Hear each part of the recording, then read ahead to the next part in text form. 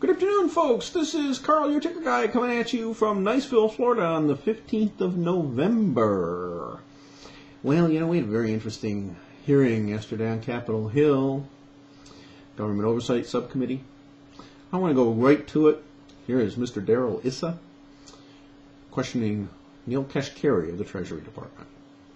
Mr. Kucinich wasn't in the meeting where Secretary Paulson came in with the Vice President and Fed Chairman Bernanke and made all these assurances that there was absolutely a critical, immediate need to get rid of the corrosive derivative products, all the different names for this, ubiquitous, sub-S, retraded credit default swap, blah, blah, blah, blah, okay? But they talked about them as though they knew what the hell they were.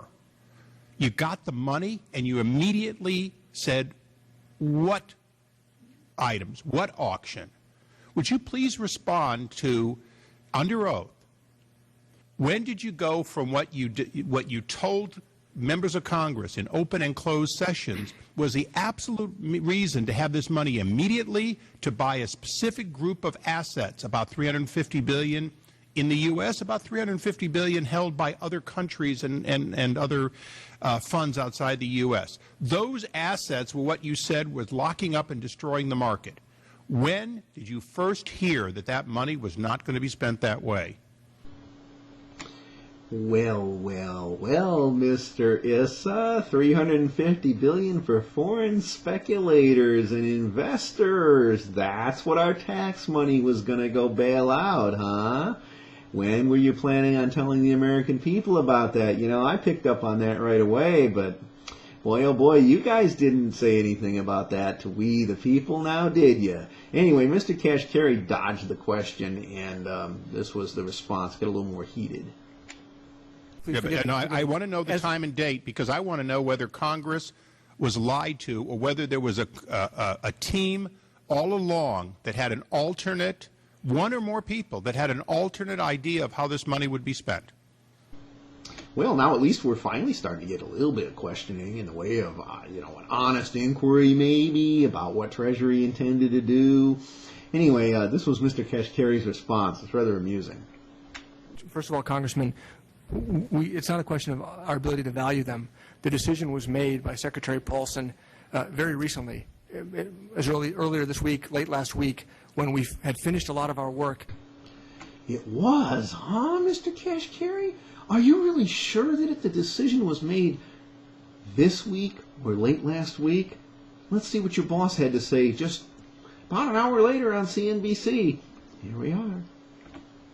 By the time this legislation had passed, by October 2nd, the situation was so serious here and around the world, we changed strategy, started working on a strategy to put in capital. Okay, so we started working, we knew we were going to need to put in capital, and we started working on that quickly.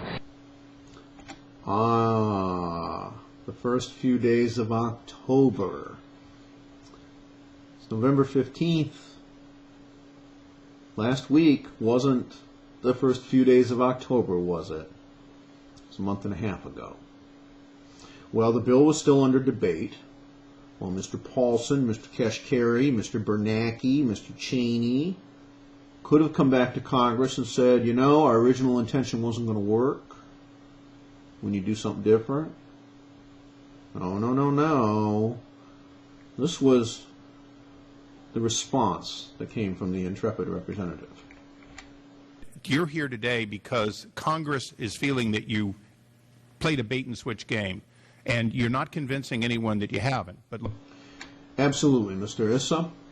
You're not convincing anyone that you haven't. You too. Mr. Paulson, Mr. Kashkari, as far as I'm concerned, you guys ought to be in the stocks. Not the kind you buy on Wall Street either. The kind where you sit out there in front of the public and people throw rotten tomatoes at you. What is it about our government that leads them to be incapable of holding people to account when they lie? President Bill Clinton, I did not have sex with that woman. Well, whether or not I did depends on what the meaning of the word is. President Nixon. I would never countenance people breaking into the Watergate Hotel. Well, then he got caught trying to destroy the tapes. Folks, this sort of nonsense is only going to stop when you, I, and everybody else stop putting up with it. Now we have a representative who, on national television, on C-SPAN, on the record, where it is forever ensconced and anyone can look it up, has admitted that the original intent of this bill was not what you were told, which was to stabilize American institutions by buying up American assets from American companies. We now find out that Congress was fully aware that fully half of that money was intended to go to foreign governments and foreign speculators.